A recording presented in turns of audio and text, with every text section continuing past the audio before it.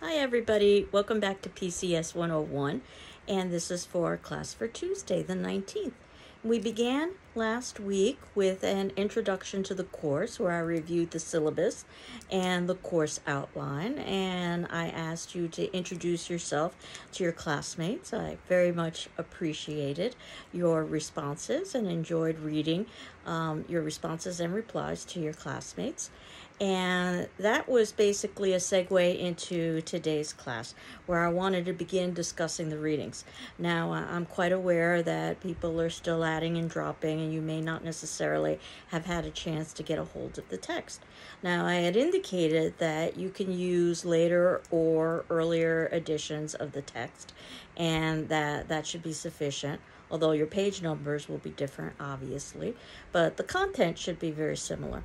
And in fact, one of your classmates was able to find a link online for the 19th edition. I had ordered the 18th edition because the GCC bookstore has used copies of the 18th edition. But one of your classmates found a link for the 19th edition that's free. Now, I'm not exactly sure how that works in terms of copyright, but I'm also not going to ask any questions either. I just know that I'm delighted to be able to share this with you. So if you can look at the notes below under the section that says 2, you'll see textbook 19th edition with a link, so that's yet another way that you can access the textbook. Now, I had indicated that I'm putting the textbook readings up front so that we've got that as a foundation when we actually deliver speeches. The one thing I didn't really get a chance to talk about last class was about plagiarism, so I thought I would address that today. And I'm sure you've probably heard of plagiarism from other instructors and in other classes, using somebody else's language or ideas without giving credit. The key is not giving credit, because if you do give credit, then you're doing research, and that's exactly what you're supposed to do in college. But if you don't give credit, then this is deceptive, because basically the reader is assuming that this is your language or your idea, and that's not the case, and you're not giving a proper attribution to that. It's comparable to theft. We call it a theft of intellectual property. And if you were to be caught plagiarizing, you could be in a whole lot of trouble, from either failing the assignment to actually being expelled, with a notation on your transcript that the reason why you were expelled was because of plagiarism. So it's a serious offense, and I encourage you not to even consider plagiarism. And I always have two stories that I share with all my students to illustrate the dangers of plagiarism. One actually occurred to me very early on in my teaching career. What that would mean is that I didn't have access to the internet. And I'm not sure if you're aware of this. As many internet sites that exist to help students plagiarize, there are a comparable number of sites to help students or to help teachers determine if students are plagiarizing. One of my favorites is called Turnitin.com, where I can do a sentence or a paragraph search for content. But again, the early part of my career, I didn't have access to that. I had to rely on my memory. And as I'm reading this paper and realizing that it sounds familiar, it occurred to me why it sounded familiar. Because it was text from our own class readings, from our own class textbook.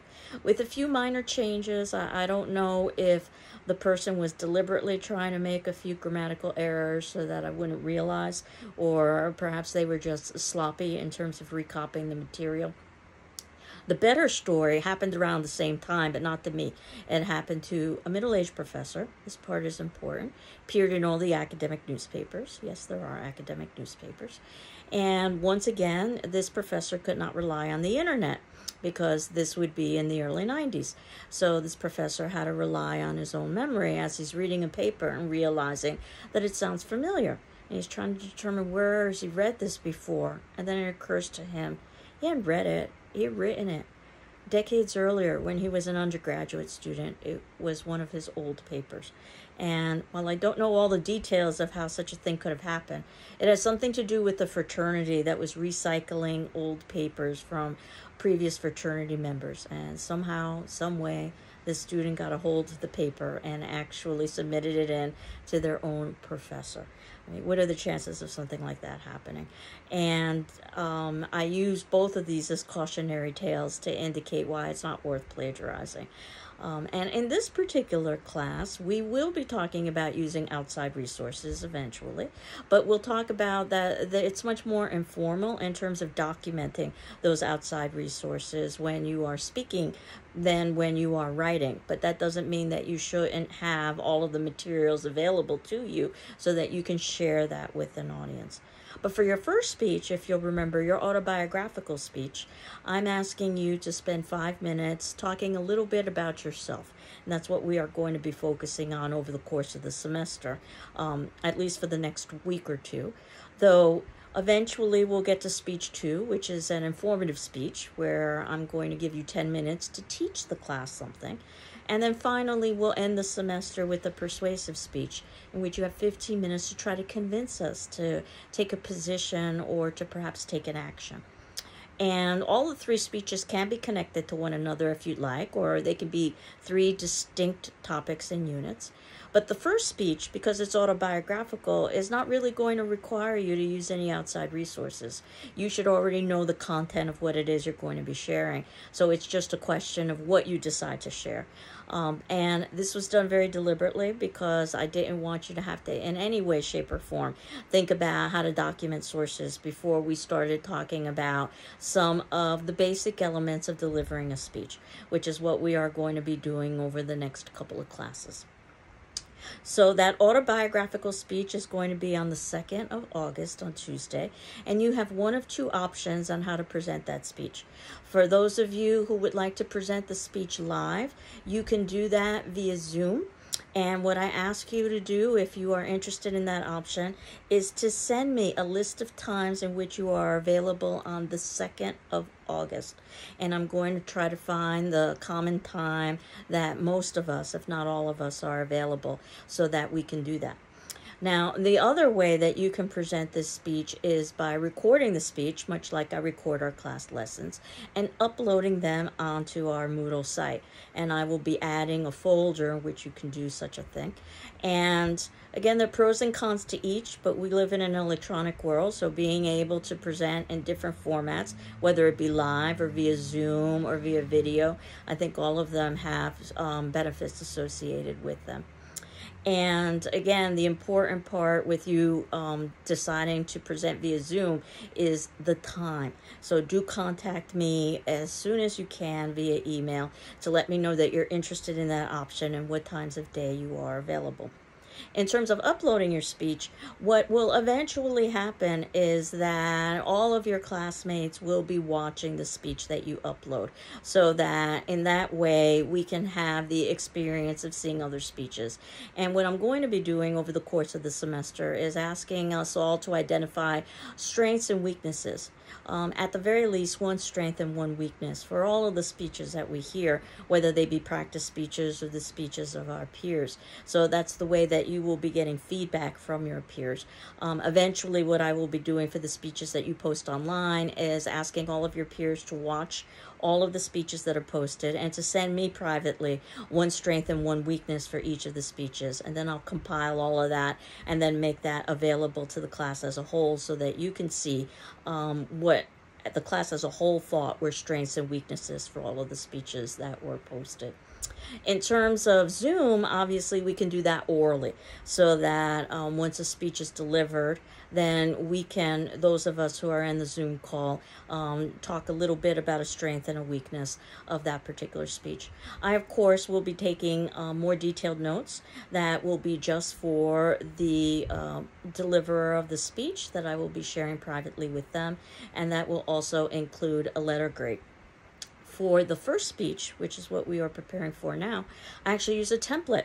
That template is included in the syllabus and other documents folder, and I am going to be discussing that template in a little bit more depth. It basically is a review of all of the elements that we will be talking about over the next several weeks about how to put together a speech. So for the second and the third speech, I don't even bother using the template because by that point we should already be familiar with the elements that are necessary for pulling together a speech. So I'll just take notes and then share those notes with you privately. And this 5-minute autobiographical speech should tell the audience something about you and your life. And there are many different ways that you can proceed. And I know that you did just a little bit of this with the discussion forum response. So do you want to give a kind of life overview? And again, you're going to have to do a good amount of condensing because you've got only 5 minutes. Or would you prefer to focus on a particular element of your life, or a particular time period of your life, or a particular hobby or educational goal? If you don't feel comfortable talking about yourself, I oftentimes suggest that you talk about education, because it's a thing we all share, whether it be your educational past, or it could be your educational goals for the future, or it could be your present and how is it that you ended up in this particular course and why. Now, the 5 minutes, we'll be talking more about timing. The idea is that you want to try to get within the time frame, but I'm not going to be there necessarily with a stopwatch. The longer the speech is, obviously, the more latitude you have with terms of time. So if you're giving a 5-minute speech, you wouldn't want to be 5 minutes over, because that's double the length of the speech. If you're giving an hour speech, then perhaps 5 minutes over isn't that terrible. So you would think that you want to be someplace in the area of, let's say, 4.5 minutes to 5.5 minutes. But again, the idea is that part of what you will be doing is learning not just how to develop the content for your speech, but how to adapt that within a particular time frame. And the time frames will increase over the course of the semester. And an interesting phenomenon I've found is that at the beginning of the semester, most students are usually concerned about filling in the time. How will they have enough content? And by the ending of the semester, things have shifted. How can I put all the content in the limited amount of time that I have? So I think that's an interesting progression. So think a little bit, and we will again review this about what you might want to talk about for an autobiographical speech. Now, if you haven't done the reading, I wanted to mention that part of this class is just an introduction, so that you don't necessarily have had to have done the reading at this particular point in time. So what I'm next going to mention was not included necessarily in the textbook, but it's something that I wanted to share with you. You may have heard of this organization before, Toastmasters. And basically, they are an international organization that is devoted to helping individuals develop their public speaking skills. It's in no way affiliated with a class or with any kind of evaluation, because the trick really is with public speaking is finding an audience that you can practice in front of. And while everybody always focuses on the idea of delivering the speech, the reality is that your being an audience member is just as important. So that's what Toastmasters does if you decide to join their organization, is that they listen to each other as they deliver speeches, and they give feedback in an informal and supportive setting. And they've got chapters all across the world. And you can see in the notes below, because below each of our videos, I will be including the notes of the major points that the videos review. You'll see that I've got the website for Toastmasters if you wanted to learn a little bit more about them. But more importantly, they actually developed a video that reviews the major elements of pulling together a speech. And actually that content is content that our textbook will also be covering. But I thought this might be a good way to begin our semester, is having you watch that video, which is approximately 35 minutes long. And this is in the 4th section of our notes. And you can see that I've included the web link for that. That's on YouTube. So this would be a good time to stop this video and to watch the YouTube video from Toastmasters on writing and delivering great speeches. And basically, once you're done watching that video, you can return back to me at about minute 14. Hello, welcome back to minute 14 or so. And I hope you enjoyed that particular video. And basically, it talks about the different kinds of speeches that one can deliver, whether they be informative speeches, and the importance of being clear and concise when you're trying to give information, when you're trying to teach somebody something. It's a speech that you will be delivering as your second speech. Persuasive speeches, and that oftentimes you have to develop the emotional connection to changing action or to supporting a particular belief or behavior. So you need to provide motivation. And then some speeches are purely for entertainment. You think about, for instance, watching a comedy routine, for instance. And oftentimes you utilize stories and humor. But I think this distinction, it might be a little bit artificial, because I'd say that all speeches inform, persuade, and entertain. And while we in class have informative speeches and persuasive speeches, we may not necessarily have entertaining speeches, but we do have the autobiographical speech, which I personally find to be quite entertaining, to learn more about my students and for everyone to learn more about their classmates. So, and I think that it's useful to tell stories and humors with and use humor with all of the speeches that you deliver. And it's important to be clear and concise with all of the speeches you deliver. And it's important to try to persuade. Even your autobiographical speech has an element of persuasion in it, because you're trying to persuade us that whatever information you're sharing has a certain level of validity or worth or importance, or you wouldn't be sharing it with us. The video also focused on the idea of practicing. I can't emphasize this enough. And I had indicated that I'm setting aside time just for practice. And practice is just that, practice. You get to decide how to use that time. When I've scheduled that in our class, you might just decide that you want to have an email exchange with me. And that's perfectly fine. Or you might want to have a chat room exchange with me. And that's perfectly fine. Or a telephone call with me. And that's perfectly fine. Or some combination. You might want to deliver the entire speech and get my feedback, or you might just want to talk to me about topics that you are thinking about discussing. So I leave it up to you as to how you use that practice session. But I do want to touch base with each of you before each of your 3 graded speeches, just to make sure that we're all on the same page. So we'll talk a little bit more about you setting that up as we get a little bit closer to our first speech. But going back to the video, it talked about the importance of preparation, which is something that our class textbook will also discuss as well. Thinking about the logistics of the situation, where you will be delivering your speech, who your audience will be, what your objective or reason is, any outside research that you might need to do for that speech, and then actually writing the speech. And that, much like writing a paper, a speech can be divided into 3 elements. An introduction, a body, or conclusion, or, as the video discusses, an introduction, a discussion section, and a conclusion. The introduction is where you greet your audience. It's important to say hello so that we are prepared to listen to your speech.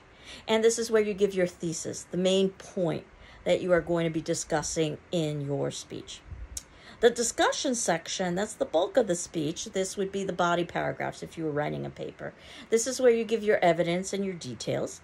And then the conclusion is the ending of the speech, where you need to give some closure and a farewell to your audience.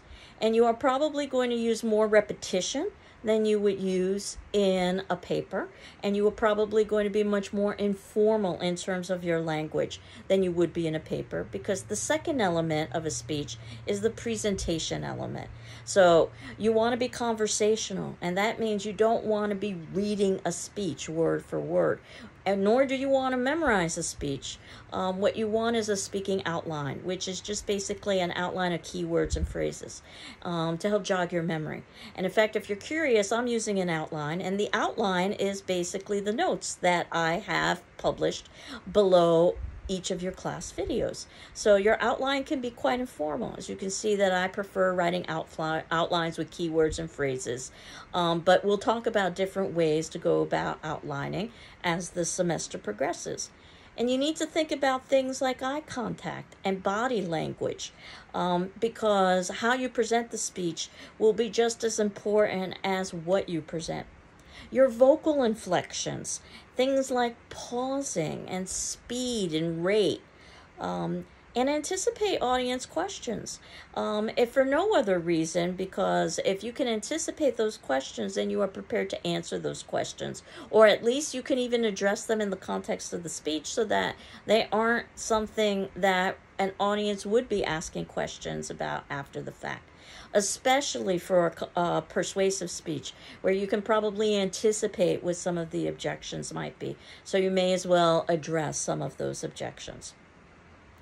So The one thing from the video that I did not include in the notes and that I have not discussed yet is perhaps the most important thing in the video, and it's about nervousness, and that people tend to feel a natural sense of nervousness when they are presenting speeches. And that's going to actually be today's attendance question. If you remember, I had indicated that in our discussion forum, what I'm going to be doing is asking a question, and that will count, your response will count as attendance for the class. And while you're not necessarily required to respond to your classmates, I do ask that you read your classmates' responses and my responses as well, though certainly if you feel like responding to your classmates, much like if we were in a live class and you wanted to raise your hand, please do so. But I thought that would be my attendance question, which you can also see at the bottom of our notes as well. What suggestions do you have to control nervousness? What suggestions do you have to control nervousness? I know the video talked about some suggestions. The textbook talked about some suggestions. But I'm certain that you've probably been in situations in the past where you have felt nervousness. And you might have some guidelines or some suggestions about ways that you've controlled nervousness in the past, or ways that others have controlled nervousness in the past. So I'm curious to hear what your suggestions are, and I'll also share mine next class as well. But you can see that if you did have a chance to get to the textbook, I had assigned the first 3 chapters. The first chapter about speech in higher ed, which is basically an introduction to public speaking and rhetoric. Chapter 2, getting started. How do you begin developing a speech? And chapter 3, critical listening. How do you listen as an audience member to a speech? So I wanted to talk about all 3 of those chapters briefly, even though you may not necessarily have had a chance to get to them yet, though I do ask that you get to them soon if you haven't had the chance to get to them yet. Chapter 1, speech in higher education, it talks about some of the reasons why it's important to study public speaking. And yes, there is what they call the intellectual imperative, that as a well-educated person, you want to know about rhetoric. In fact, if you know anything about literature, you'll know that literature began in the oral tradition with the great epic poems, though luckily for us, eventually they were written down so that we've got the historical records of these great stories. So it's one of the reasons why public speaking is oftentimes a requirement, as it is at GCC, so that you can be a well-educated person. But there is also something called a social imperative, and that means that just for a human being and social interaction, it's important to develop your public speaking skills, because you're going to have to do this in the workplace as well as social settings, not just in school. And then finally, what I find to be the most interesting is the consumer imperative, and that we as audience members are subject to experiencing speeches.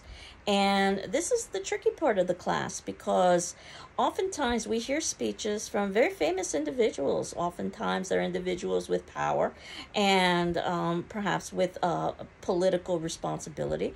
And they aren't necessarily doing what we talk about in class one should do in giving a speech: being clear, being well informed, being ethical. And I suggest that we should hold those individuals accountable. If we hold each other accountable, they should also be held accountable as well. So you'll notice that the textbook gives some terms for some ideas that might be concepts that you are aware of, at least informally. That's usually part of a 101 class, is to introduce you to language or definitions. Those are the kinds of things that I could be asking in a quiz. Keep in mind that your first quiz won't be for several classes, and it will be open book, open notes, so that you can look up the information. But things like definitions, for instance, could be quiz questions, as well as elements that I discuss in class videos as well, or major points that are made in the textbook. The first chapter of the textbook also talks about public speaking as a circular activity. Yes, you have a speaker, and that speaker directs the message to an audience, but it doesn't end there, because the audience gives feedback, and that feedback can be obvious feedback, for instance, raising a hand. It could be more subtle, such as body language. But a good speaker is able to address that feedback within reason, of course. Obviously, you can't change an entire speech. But the idea is that the speaker is making subtle adjustments based on the feedback of the audience. Those subtle adjustments are made to the message that are then made to the audience, so that ultimately it's circular in nature. And hopefully, as we continue the process of public speaking, you will also keep in mind the importance of ethos, which sounds like the word ethics, which is what it is, credibility. And again, it's something that we want to hold ourselves to, and we also want to hold others to when they are delivering speeches. And again, I think about the political arena. But this idea of being ethical or credible is something that's naturally embedded in your first speech, the autobiographical speech. Because the assumption is if you're talking about your life, then this is an account of what you experienced.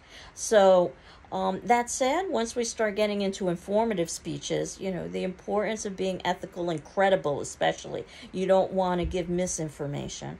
And certainly with persuasive speeches as well, where the goal is not necessarily to have everybody agree with you.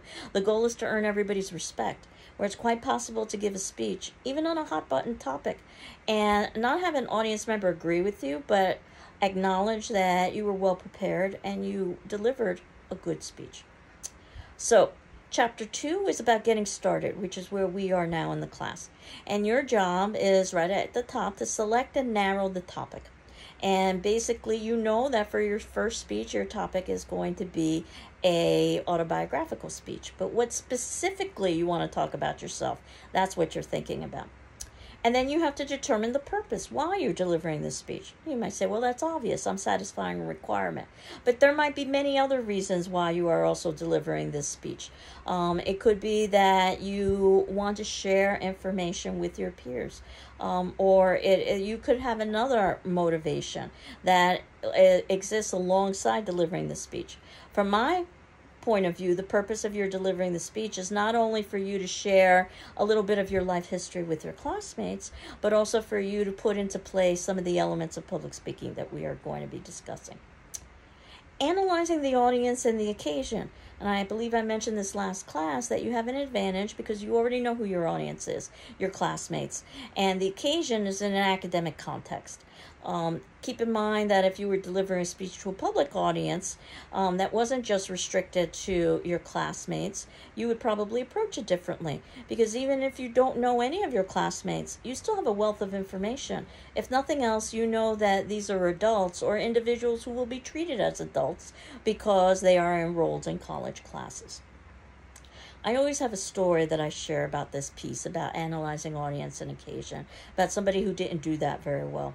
And it's a true story. It happened to one of my colleagues at another institution, and another colleague who was teaching a public speaking class, and this student was delivering a speech, rather philosophical speech, about the importance of being true to oneself. And as the student was delivering the speech, they began removing articles of clothing. And at first, it wasn't any kind of surprise when they removed things like a jacket. But when they started removing things like belts and pants, the teacher intervened and said, "Stop, what are you doing?" And the students said, "What I'm doing is I'm trying to show you the true me. This is a speech about being true to yourself."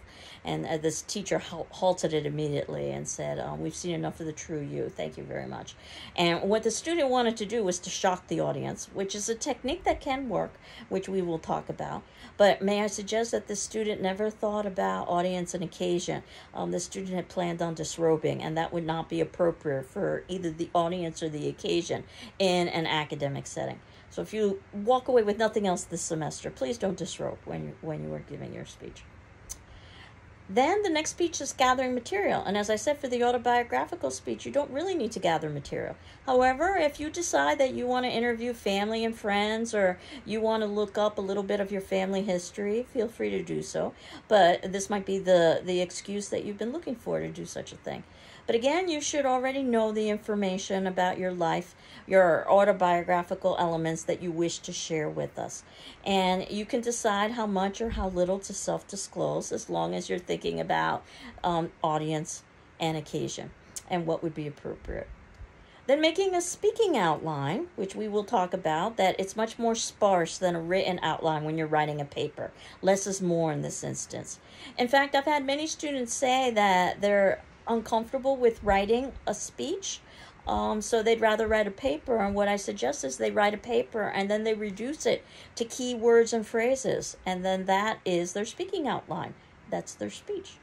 And in fact, I've suggested the opposite to my English students who feel uncomfortable writing a paper. I suggest that they might want to talk out their paper and perhaps record that or write out keywords and phrases, and then eventually develop that into complete sentences and paragraphs. So you can see you can move in any of a number of ways in terms of putting together an outline. But the idea in the end is that you aren't reliant upon the outline to deliver your speech. You may not even reference it. I liken it to the trapeze that a trapeze artist might use. The safety net is there, not because the trapeze artist needs it. A good trapeze artist is not going to be falling into the net. But it would be foolhardy to perform without a net because you never know what might happen. And I'd say it's the same with an outline. Just the process of constructing the outline will make it easier for you to deliver the speech. You don't necessarily even have to reference it as you are speaking. And if it does turn out that you lose your attention, then you've got at least some guideposts because you've got an outline in front of you. Keep in mind, no one sees your outline but you, so you can deviate from the outline. That said, I am going to be asking that you submit an outline to me because this is a kind of workshop situation. And I will give you some feedback from my perspective after hearing your speech, but it will be evaluated informally on a checkmark system. Part of the semester is you're trying to determine what format works best for your outline. Again, your outline is not used as a test to see if that is what you discussed. It's almost like using MapQuest, that sometimes you follow the directions and sometimes you don't. But if you don't, you understand that there's some risk associated with that. But again, we'll talk about outlines a little bit more. And the idea too of practicing out loud is that you can become familiar enough with the content so that with the outline will make it so that you can easily, or at least more easily, present to an audience.